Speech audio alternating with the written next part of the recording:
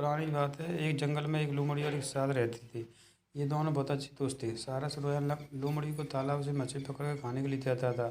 इस प्रकार दोनों की दोस्ती बहुत गहरी होती चली गई। सारस बहुत सीधा साधा था, लेकिन लोमड़ी बहुत शैतान और चालाक थी। वह हमेशा दूसरों को परेशान किया करती थी। उसे दूसरों का अपमान करने और मजाक उड़ाने में बहुत मज़ा आता था।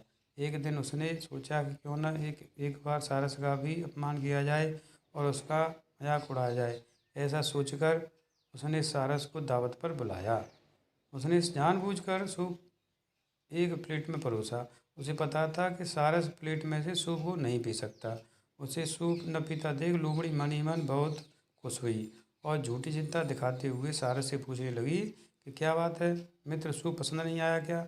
सारस बोला, नहीं मित्र, यह तो बहुत स्वादिष्ट है। सारस ने जब देखा कि सूप को प्लेट में परोसा गया है और लोमड़ी जानबूझकर उसे सवाल कर रही है, तो वह सब समझ गया, लेकिन कुछ नहीं बोला। उस दिन सारस को अपमान सहने के साथ ही भूखा भी रहना पड़ा।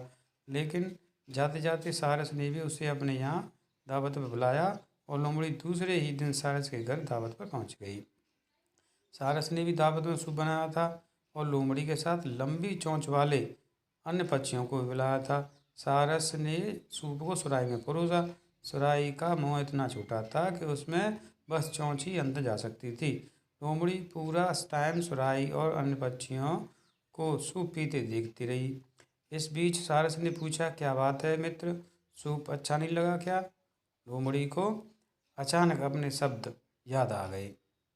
सभी बोले कि सूप बहुत स्वादिष्ट है। लोमड़ी को भी सभी की हमें यहाँ मिलाना पड़ा। यह सब देख लोमड़ी अपने आप में बहुत अपमानित महसूस कर रही थी, लेकिन कुछ नहीं कह सकी। कहानी से सीख, हमें कभी भी किसी का अपमान नहीं करना चाहिए।